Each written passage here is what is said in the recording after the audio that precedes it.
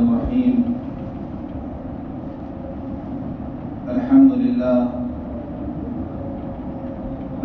لله رب العالمين والصلاة والسلام على سيد الأنبياء والمرسلين وخاتم النبيين سيدنا محمد وآله وصحبه أجمعين ومن تبعهم بإحسان ودعا بدعوتهم إلى يوم الدين.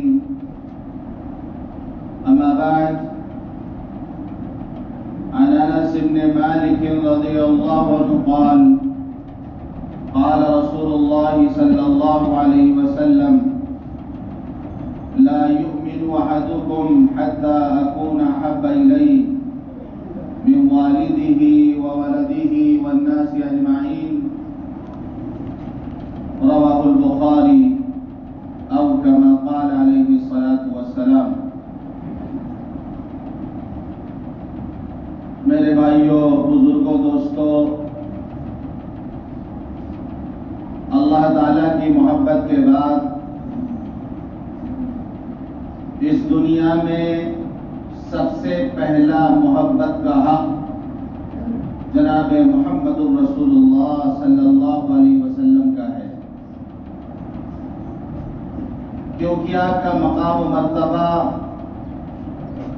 بہت ہی بلند والا ہے. آپ کی محبت کے بغیر ایمان کا تصور نہیں کیا جا سکتا.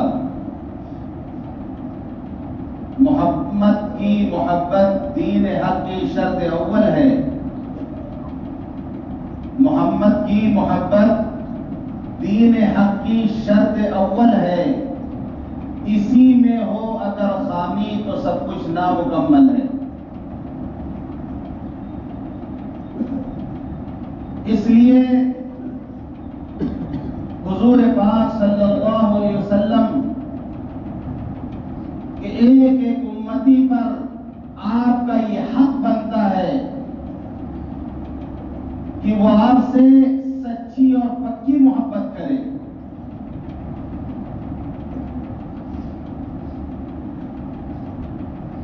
ایسے واقعات ہوئے ہیں، بڑے سے بڑے گنہگار، یہاں تک کہ واقعہ آتا ہے کہ شراب کی ایک مجلس تھی، لوگ شراب پی رہے تھے اور ایک بہت مشہور شاعر تھے اختر شیرانی، وہ بھی شراب پیا کرتے تھے. شراب کا دور چل رہا تھا، وہ نشے میں بالکل دھت، بالکل مدہوش. اس ناپاک مجلس میں کسی نے جناب محمد رسول اللہ صلی اللہ علیہ وسلم کا پاک نام لے لیا، آپ کا تذکرہ کر دیا. اختر شیرانی کی آنکھیں لال ہو رہی تھی، سرخ ہو رہی تھی، نشے میں بالکل مست تھے. ہاتھ میں شراب کا گلاس، اسی گلاس سے اس کے سر پہ مارا اور گلاس کو اس کے سر پہ مار کے توڑ دیا اور کہنے لگے کہ حضور پاک صلی اللہ علیہ وسلم کی محبت یہی ایک پونجی تو ہمارے پاس باقی رہ گئی، اس کو بھی تم ہم سے چھیننا چاہتے ہو. ہم لاکھ گنہگار صحیح، لیکن ایک چیز ہمارے پاس ہے حضور پاک صلی اللہ علیہ وسلم کی محبت. ظالموں، تم یہ بھی ہم سے چھیننا چاہتے ہو. پوری رات روتے رہے ہو اور پوری رات شکوہ کرتے رہے کہ اللہ کے رسول آپ کی محبت ہمارے دلوں میں ہے، ہم آپ سے سچی محبت کرتے ہیں. یہ دشمن، یہ ظالم اس محبت کو بھی ہم سے چھیننا چاہتے ہیں. اقبال نے کہا: نہیں وجود حدود و ثبوت سے اس کا، نہیں وجود حدود و ثبوت سے اس کا، محمد عربی سے عالم عربی. مولانا سید ابو الحسن علی ندوی رحمۃ اللہ علیہ نے عربوں کے سامنے اردو کا یہ شعر پڑھا، جن کی زبان عربی، جو اردو شعر سمجھ نہیں سکتے تھے، ان کے سامنے علامہ اقبال نے شعر پڑھ کر کہا کہ اے عربوں کان کھول کر سن لو، اے عربوں کان کھول کر سن لو. اگر دنیا کے لوگ تمہاری طرف محبت کی نگاہ ڈالتے ہیں، اگر ہم ہندوستان کے مسلمان تمہیں عزت کی نگاہ سے دیکھتے ہیں تو اس لیے نہیں دیکھتے کہ تمہارا پیٹرول نکلتا ہے، یا تمہارے یہاں سونا نکلتا ہے، یا تمہارے یہاں کی بلڈنگیں بڑی خوبصورت ہیں، یا تمہارے یہاں کے راستے بڑے خوبصورت ہیں، ہم تمہیں اس لیے محبت کی نگاہ سے دیکھتے ہیں، ساری دنیا تمہیں اس لیے محبت کی نگاہ سے دیکھتی ہے کیونکہ جناب محمد رسول اللہ صلی اللہ علیہ وسلم کی ذات تمہارے درمیان موجود ہے۔ اگر آپ کی ذات کو تم سے الگ کر دیا جائے، اگر آپ کی ذات کو تم سے دور کر دیا جائے، کو تم اپنے پیٹرول کے باوجود، تم اپنے سونے کے باوجود، تم اپنی بلڈنگوں کے باوجود، تم اپنی وسیع سڑکوں کے باوجود کنگال اور بھکاری ہو، تمہاری کوئی اوقات نہیں ہے۔ تمہیں ہم اس لیے عزت سے دیکھتے ہیں کہ جناب محمد رسول اللہ صلی اللہ علیہ وسلم وہاں آرام فرما رہے ہیں۔ اور علامہ اقبال کے شعر پڑھا، علامہ اقبال کے شعر پڑھا، نہیں وجود حدود و ثغور سے اس کا، اب چاہے اتنا بڑا ہو، چاہے جہاں تک اس کی حدیں جاتی ہوں، نہیں وجود حدود و ثغور سے اس کا، محمد عربی سے عالم عربی، محمد عربی سے عالم عربی، کہ محمد عربی نہ ہوتے تو عالم عربی نہ ہوتا، محمد عربی نہ ہوتے تو کعبہ نہ ہوتا، کعبے میں بھی 360 بت رکھ کے پوجے جاتے تھے، لیکن محمد عربی آئے تو کعبہ بنا، بت خانہ پلٹ کر کعبہ بنا، تو محمد عربی سے ہے عالم عربی۔ پھر عربوں کو جب اردو میں ترجمہ کیا، لا وجود للعالم العربی بالحدود والثغور انما العالم العربی بمحمد العربی صلی اللہ علیہ وسلم، حیران ہو گئے، میں نے دیکھا تالیاں بجا رہے تھے جب یہ بات ان کی سمجھ میں آئی۔ تو حضور پاک صلی اللہ علیہ وسلم کی ذات ہے جو ہمارا مرجع ہے، ہمارا ماوا ہے، آپ کی سچی اور پکی محبت ہمارے دلوں میں ہو۔ یہی چیز ہے جس کو حضور پاک صلی اللہ علیہ وسلم نے حدیث میں بیان کیا، جو میں نے ابھی پڑھی بخاری شریف کی روایت، لا یؤمن احدکم حتی اکون احب الیہ من والدہ وولدہ والناس اجمعین، تم میں سے کوئی اس وقت تک مومن نہیں ہو سکتا، تم میں سے کوئی اس وقت تک کامل مومن نہیں ہو سکتا جب تک کہ میں اس کے نزدیک، اس کے باپ، اس کی اولاد اور تمام لوگوں سے زیادہ محبوب نہ ہو جاؤں۔ یعنی آپ کی محبت ساری محبتوں پر غالب ہو، ہمارے ماں باپ، ہماری اولاد، ہمارا مال و دولت سب حضور پاک صلی اللہ علیہ وسلم کے لیے قربان، ہماری جانیں 100 مرتبہ آپ پر قربان۔ اگر یہ جذبہ ہمارے اندر نہیں ہے تو ہمارا ایمان مکمل نہیں۔ حضرت عمر تشریف ہے، اللہ کے رسول، میں اپنی آل اولاد، مال و دولت سب سے زیادہ آپ سے محبت کرتا ہوں سوائے اپنی جان، یعنی میری جان مجھے بہت پیاری ہے، سب سے زیادہ میں آپ سے محبت کرتا ہوں، لیکن اپنی جان سے زیادہ نہیں۔ میری جان مجھے زیادہ پیاری ہے۔ آپ نے فرمایا عمر ابھی ایمان مکمل نہیں ہوا، عمر ابھی ایمان مکمل نہیں ہوا۔ فرمایا اللہ کے رسول اب آپ مجھے اپنی جان سے بھی زیادہ محبوب ہیں۔ فرمایا الآن یا عمر اب تمہارا ایمان مکمل ہوا ہے، عمر اب تمہارا ایمان مکمل ہوا ہے۔ تو ہم سب کچھ قربان کرنے کو تیار ہوں جس طریقے سے صحابہ کرام نے قربانی دی، باپ کی محبت کو، ماں کی محبت کو، اولاد کی محبت کو، دنیا کی محبت کو، مال و دولت کی محبت کو جناب رسول اللہ صلی اللہ علیہ وسلم کی محبت پر قربان کر دیا۔ ابو سفیان اپنی بیٹی حضرت ام حبیبہ رضی اللہ عنہا جو حضور پاک صلی اللہ علیہ وسلم کی زوج محترمہ تھی، ابو سفیان کی بیٹی تھی، مدینہ منورہ ابو سفیان کے ملاقات کے لیے جب بیٹی کے گھر گئے، ایک باپ بیٹی کے سسرال چلا جائے تو بیٹی کتنا خوش ہوتی ہے، کتنا اہتمام کرتی ہے۔ جب ابو سفیان گئے تو حضور پاک صلی اللہ علیہ وسلم کا بستر بچھا ہوا تھا، جلدی سے بیٹی نے اس بستر کو لپیٹ دیا۔ باپ حیران کہ باپ کے آنے پر بیٹیاں بستر بچھاتی ہیں، چادر تبدیل کرتی ہیں، اور یہاں معاملہ الٹا ہے کہ میری بیٹی مجھے دیکھ کر بستر لپیٹ کر رکھ دیتی ہے۔ ابو سفیان نے پوچھا کہ بیٹی میں اس بستر کے لائق نہیں یا یہ بستر میرے لائق نہیں؟ اس بستر کے لائق نہیں یا یہ بستر میرے لائق نہیں؟ قربان جائیے حضرت حبیبہ نے جواب دیا یہ بستر ہے جناب محمد رسول اللہ صلی اللہ علیہ وسلم کا بستر ہے، آپ کا پاکیزہ بستر ہے، آپ مشرک ہیں، نجس ہیں، ناپاک ہیں، آپ اس لائق نہیں ہیں کہ حضور پاک صلی اللہ علیہ وسلم کے اس پاکیزہ بستر پر بیٹھیں۔ باپ کی محبت کو قربان کر دیا نبی کی محبت پر۔ ابو عبیدہ بن جراح رضی اللہ عنہ احد بدر کے میدان میں لڑ رہے ہیں، سامنے سے بار بار ایک شخص آگے وہ جو حائل ہو جا رہا یہ نظر انداز کر دیتے، پھر وہ بیچ میں آ جاتا ہے، یعنی مجبور کر دیتا ہے کہ یا تو حملہ کر کے آگے بڑھیں یا پھر پیچھے ہٹ جائیں۔ حضرت ابو عبیدہ بن جراح رضی اللہ عنہ جب دیکھا کہ آدمی بار بار بیچ میں حائل ہو رہا، اللہ کے راستے میں لڑنے سے بانے ہو رہا، اس کی گردن اتار دی۔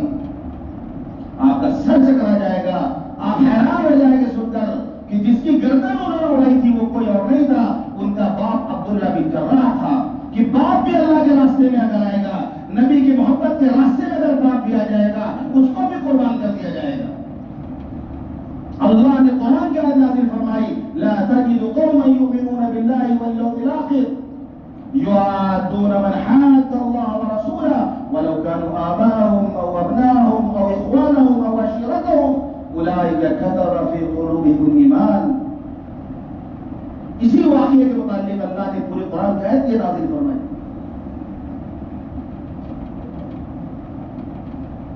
جب جنگ بدر کا خاتمہ ہوا تو صدیق اکبر کے بیٹے تھے عبد الرحمن بن ابو بکر، اس وقت وہ کلمہ نہیں پڑھے تھے اور مشرکین کے ساتھ تھے۔ گھر واپس آنے کے بعد بیٹے نے باپ سے کہا، صدیق اکبر سے کہا کہ مجھے موقع ملا تھا، میں چاہتا تو آپ کو ختم کر دیتا، لیکن آپ میرے باپ تھے اس لیے میں نے چھوڑ دیا۔ صدیق اکبر نے کہا بیٹا اگر مجھے موقع مل جاتا تو میں تجھے نہ چھوڑتا، میں یہ نہ دیکھتا تم میرے بیٹے ہو، میں اسلام کو دیکھتا، اپنے دین کو دیکھتا، میں تمہیں نہیں چھوڑتا۔ اپنی اولاد کو قربان کیا تو آپ نے فرمایا تم میں سے کوئی اس وقت تک کامل مومن نہیں ہو سکتا جب تک کہ میں اس کے نزدیک اس کی باپ، اس کی اولاد، تمام لوگوں سے زیادہ محبوب نہ ہو جاؤں۔ صحابہ کرام ایمان کے اس درجہ کمال تک پہنچ چکے تھے کہ حضرت سعد بن ابی وقاص رضی اللہ عنہ جب کلمہ پڑھا ان کی والدہ ناراض ہو گئی، کھانا پینا بند کر دیا، قسم کھا لی جب تک تم اسلام نہیں چھوڑو گے ہم کھانا پینا کچھ نہیں کھائیں گے۔ یہ ہر وقت آتے ماں کے سامنے کھانا لے کر ماں کھانا کھا لو، ماں کھانا کھا لو، ماں بسی جب تک تم اسلام نہیں چھوڑو گے ہم کھانا نہیں کھائیں گے۔ جب مجبور ہو گئے حضرت سعد بن وقاص رضی اللہ عنہ تو ایک دن کہہ رہے کہ ماں کھان کھول کر سن لے، میں تم سے بہت محبت کرتا ہوں لیکن تم سے زیادہ اللہ اور اس کے رسول سے محبت کرتا ہوں۔ تم ایک مرتبہ نہیں 1000 مرتبہ تم بھوک سے مر جاؤ میں اسلام چھوڑنے والا نہیں ہوں۔ ماں نے جب یہ فیصلہ سنا، بات بیٹی کے بعد سنی تو اپنے ٹھکانے لگے، کھانا پینا بھی شروع کر دیا اسے۔ یہ معیار تھا صحابہ کرام کا،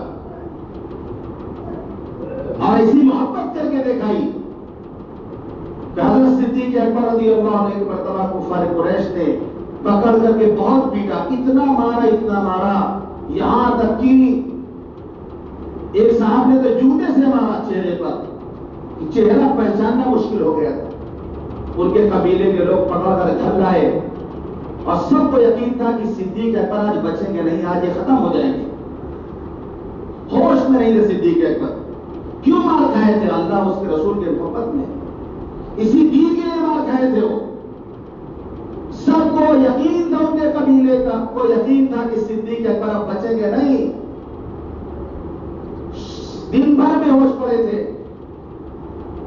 شام کو جب ہوش آیا، جب ذرا ہوش آیا تو سب سے پہلے زبان سے جو جملہ ادا ہوتا ہے وہ سوال کرتے ہیں کہ میرے محبوب، میرے آقا حضرت محمد صلی اللہ علیہ وسلم کیسے ہیں؟ آپ کیسے ہیں؟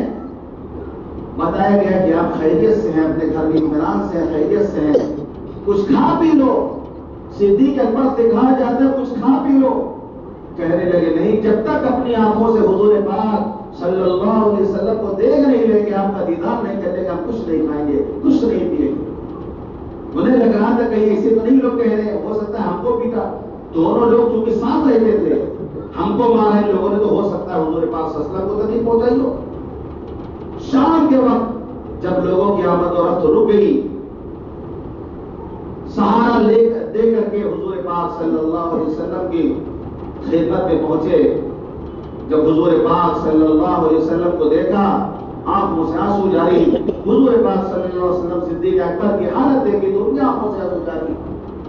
جب حضور پاک صلی اللہ علیہ وسلم کا دیدار کر لیا تو فرمایا کہ ہاں اب کچھ کھا پی سکتے ہیں ہم، پروانے کو چراغ ہے، بلبل کو پھول بس، پروانے کو چراغ ہے، بلبل کو پھول بس، صدیق کے لیے ہے خدا کا رسول بس۔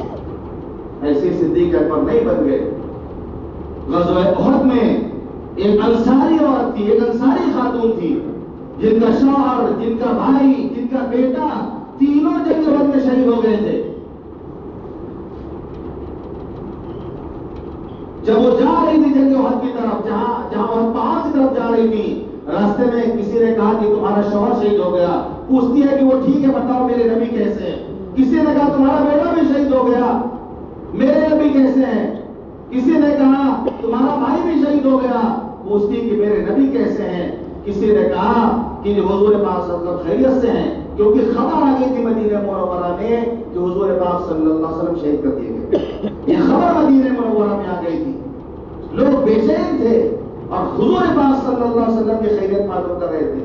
جب اس خاتون نے، اس انصاری خاتون نے حضور پاک صلی اللہ علیہ وسلم کے چہرے انور کو دیکھا تو فرمایا کل مصیبت بعدک جلل یا رسول اللہ، اے اللہ کے رسول، آپ کے ہوتے ہوئے ساری مصیبتیں ہیچ ہیں، آپ زندہ ہیں، آپ سلامت ہیں، میں بھی اور باپ بھی، بھائی بھی برادر میں فدا، میں بھی اور باپ بھی، بھائی بھی برادر بھی فدا، اے شہیدی تیرے ہوتے ہوئے کیا چیز ہے ہم، اے اللہ کے رسول آپ صحیح سلامت ہیں تو مجھے کسی کی کوئی پرواہ نہیں، ساری مصیبتیں بیکار، ساری مصیبتیں انتہائی محبت کی ہے۔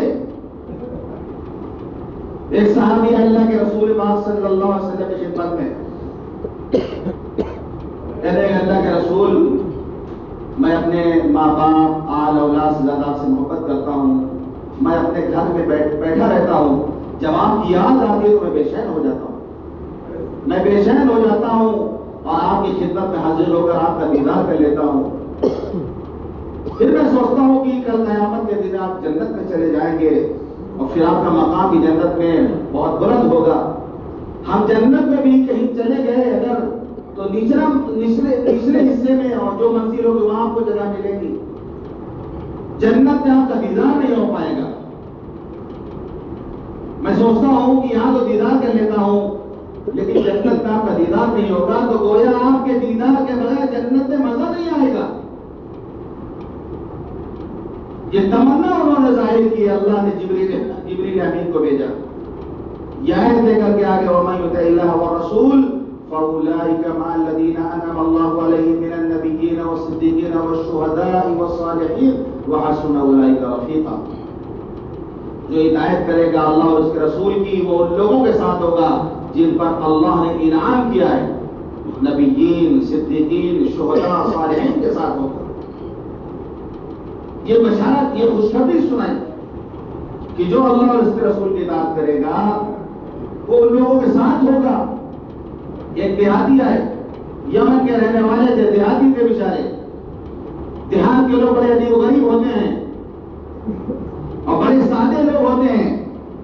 صحابہ کرام ادب کی وجہ سے مارے ڈر کے حضور پاک صلی اللہ علیہ وسلم سے سوال نہیں کیا کرتے تھے، وہ انتظار کرتے تھے کوئی دیہاتی آئے، کیونکہ وہ بالکل نڈر ہوتے ہیں، بالکل وہ نڈر ہوتے ہیں، وہ منتظر ہوتے تھے کہ کوئی دیہاتی آ جائے، حضور پاک صلی اللہ علیہ وسلم سے کوئی سوال کر لے اور ہم لوگ جواب معلوم ہو جائے، تو صحابہ جلدی سوال نہیں کرتے تھے۔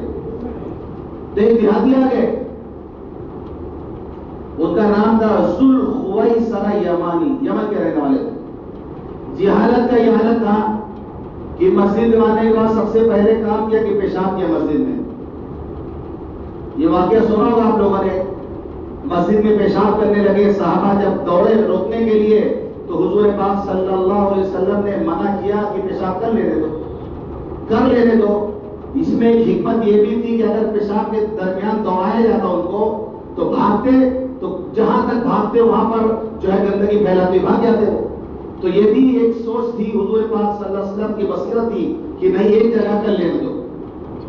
جب وہ فارغ ہو گئے تو حضور پاک صلی اللہ علیہ وسلم نے بلا کے نہ ان کو ڈانٹا نہ مارا، بلکہ سمجھایا یہاں یہ پیشاب کرنے کی جگہ نہیں ہے، یہ عبادت کی جگہ ہے.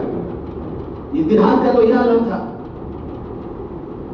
دعا کرنے بیٹھے وہ، اب دعا کر رہے ہیں اے اللہ تعالیٰ ہم پر رحم فرما، ہمارے نبی حضرت محمد صلی اللہ علیہ وسلم پر رحم فرما، ہم دونوں کے علاوہ کسی پر رحم نہ فرما. یہ دعا کر رہے اے اللہ ہم پر رحم فرما، ہمارے نبی حضرت محمد صلی اللہ علیہ وسلم پر رحم فرما، ہم دونوں کے علاوہ کسی پر رحم نہ فرما. آپ بتا رہے تم نے اللہ کی وسیع رحمت کو محدود کر دیا، اللہ کی وسیع رحمت کو تم نے سمیٹ دیا، محدود کر دیا. یہ دعا کیوں انہوں نے؟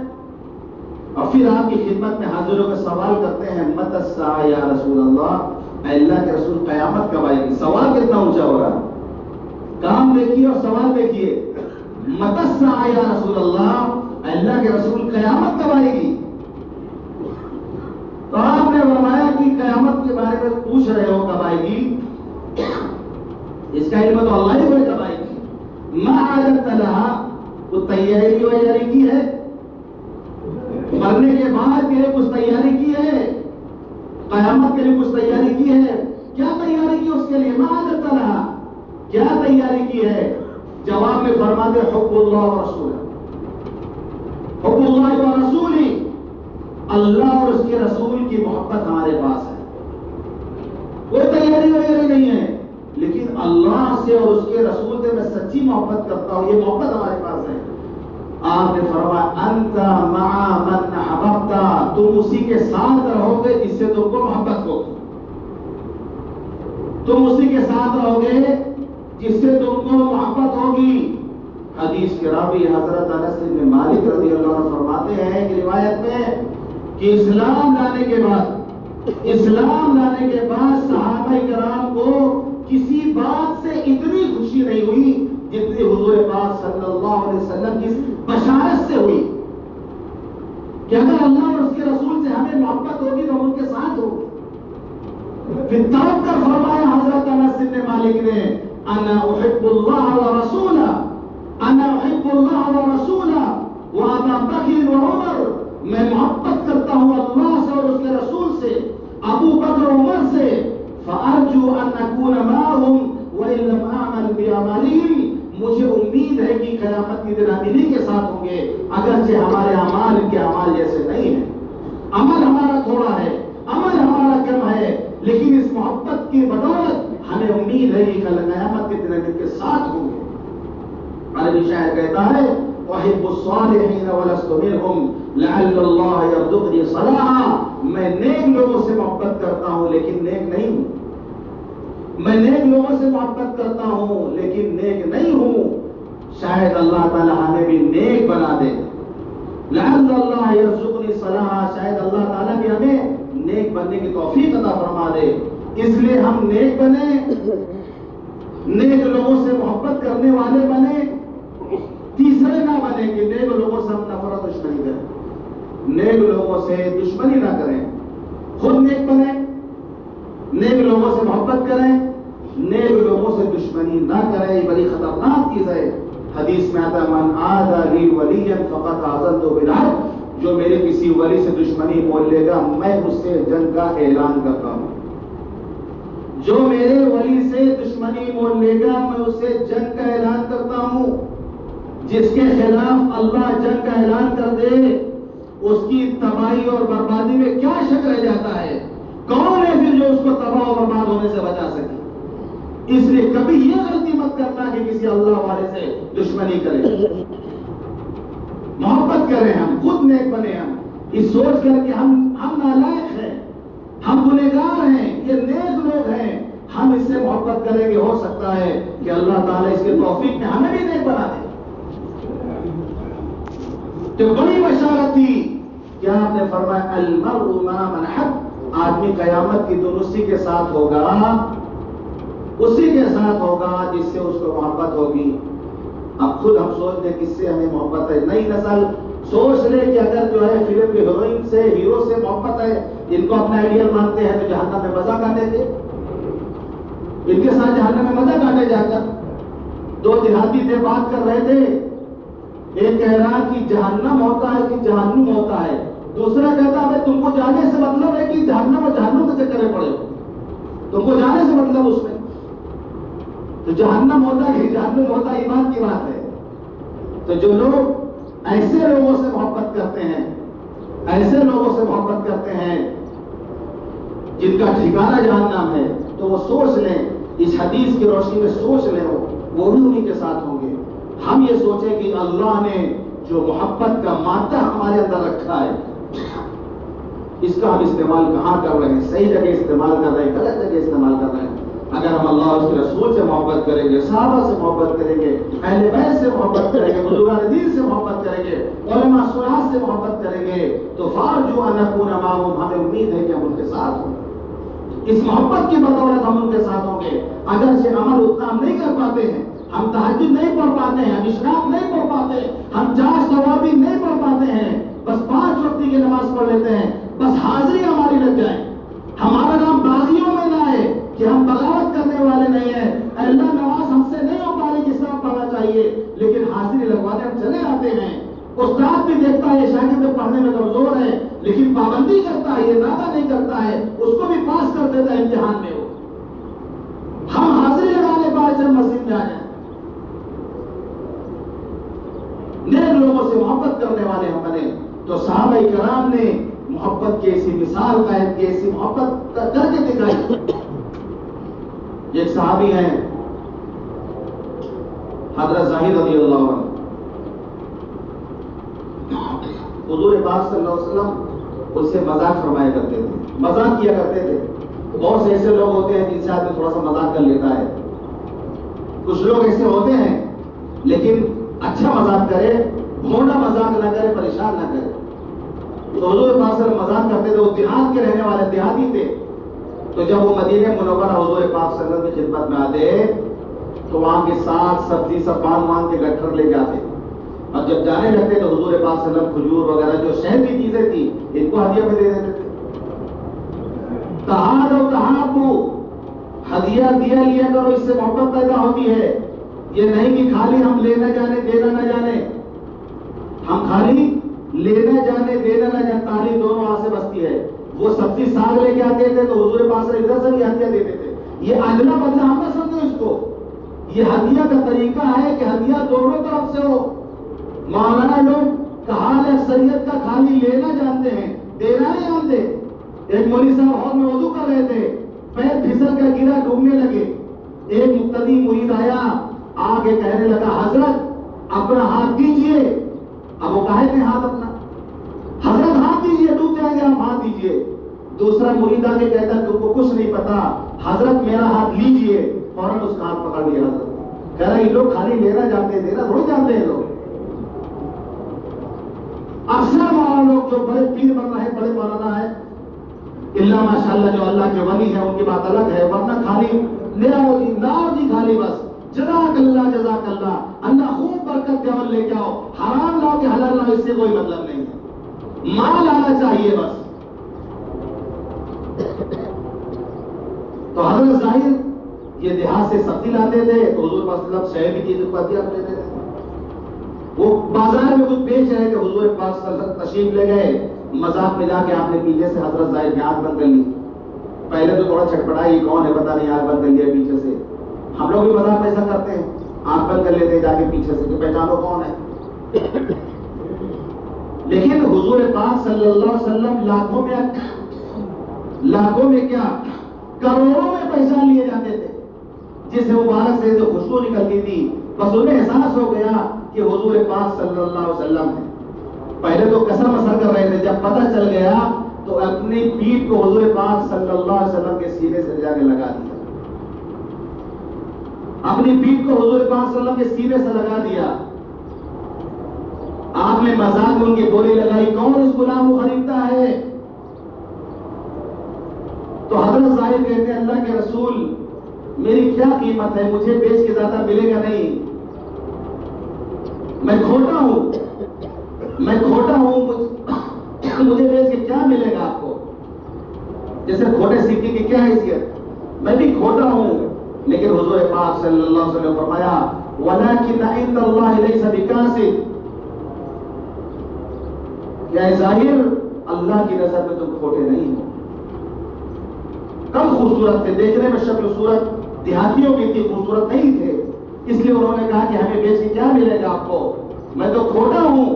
آپ نے فرمایا اللہ کی نظر میں تم کھوٹے نہیں ہو، اللہ کی نظر میں بہت قیمتی۔ کسی کے ظاہر کو ہم دیکھ کر دھوکہ نہ کھا جائیں، کسی ظاہری شکل صورت کو دیکھ کے ہم دھوکہ نہ کھا جائیں، معلوم نہیں اللہ کے اس کا کیا مقام و مرتبہ ہے، کیا مقام و مرتبہ ہے۔ تو ضرورت اس بات کی ہے کہ ہم اللہ اور اس کے رسول سے سچی پکی محبت کریں، نام کی محبت نہ ہو، نام کی محبت نہ ہو کہ مسجد نمازیوں کے لیے ترس نہیں ہو، مسجد نمازیوں کے لیے ترس نہیں ہو اور عاشقان رسول سڑکوں پر جو ہے نعرے لگاتے گھوم رہے ہیں، ایسا نہیں ہونا چاہیے۔ ہم سچی اور پکی محبت کریں گے، یہ نجات کا ذریعہ بنے گا۔ کل حضور پاک صلی اللہ علیہ وسلم کی شفاعت ہمیں نصیب ہوگی، حضور پاک صلی اللہ علیہ وسلم کے دست مبارک سے کوثر کا جام ہمیں پینے کو ملے گا انشاءاللہ، اگر ہمارے اندر حضور پاک صلی اللہ علیہ وسلم کی سچی پکی محبت ہوگی، آپ ہماری شفاعت فرمائیں گے۔ اللہ تعالی ہم سب کو کہنے اور سننے زیادہ عمل کرنے کو توفیق عطا فرمائے۔ وآخر دعوانا